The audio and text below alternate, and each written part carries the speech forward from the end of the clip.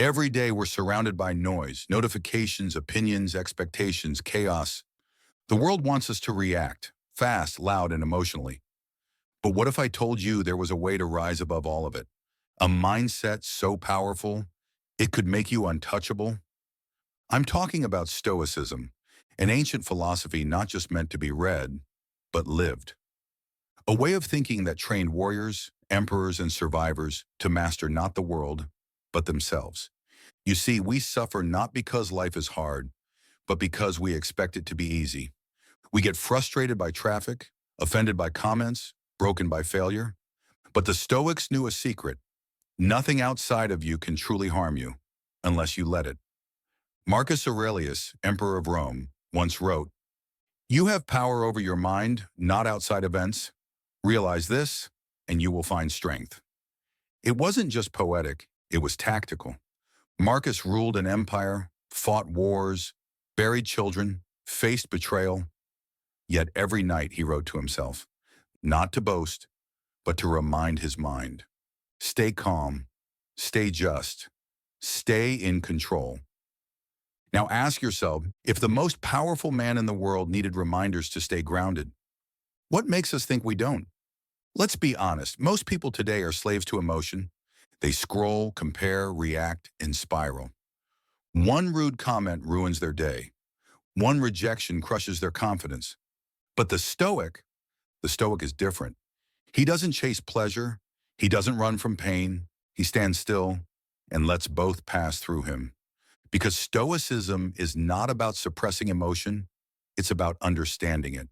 It's about knowing that feelings are not facts. They are weather patterns in the sky of your mind. So when someone insults you, the Stoic doesn't lash out. He asks, is this within my control? If yes, he acts. If not, he lets it go. Control. That's the first pillar. You can't control the traffic, the economy, or what others think of you. But you can always control how you respond. And in that response lies all your power. The Stoics also practiced something radical, voluntary discomfort. They'd skip meals, sleep on hard beds, walk in the cold. Not to suffer, but to train. Because if you can endure discomfort by choice, then pain won't break you when it comes without warning. They embraced hardship. They welcomed challenge. They didn't pray for an easy life. They prepared for a difficult one. And what about death?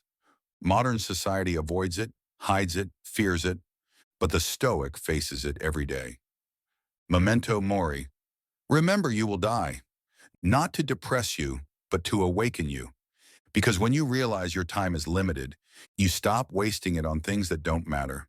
You stop holding grudges, chasing approval, or fearing failure. You start living. Now, Seneca, the Roman philosopher, once said, "You act like mortals in all that you fear, and like immortals in all that you desire." Think about that. We panic over small things, but we procrastinate on big ones as if we'll live forever. We won't. The Stoic knows this, and that's why he acts today.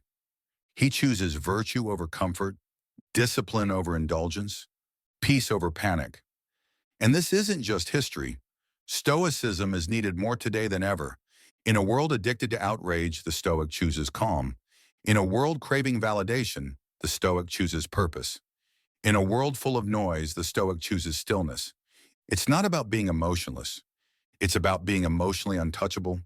It's about living so well that nothing outside of you can disturb the fortress you've built within. So, how do you begin? Start by asking, is this within my control? If not, release it. If yes, master it. Then train discomfort.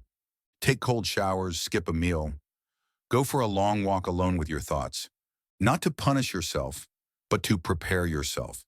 Reflect every day, write like Marcus.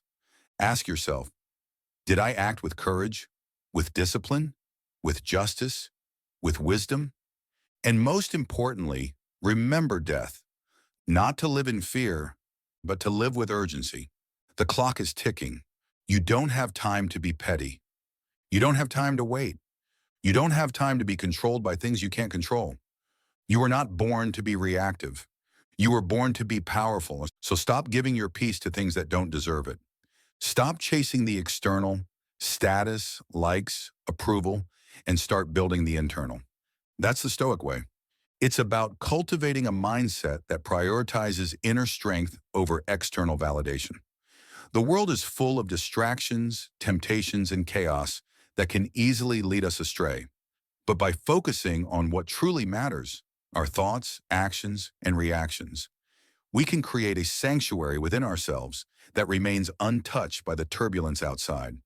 To begin this journey, embrace the practice of mindfulness. Each morning, take a few moments to center yourself. But the question now is this: can you actually live like a Stoic? Can you apply this philosophy, not in a book, not in theory, but in your everyday life?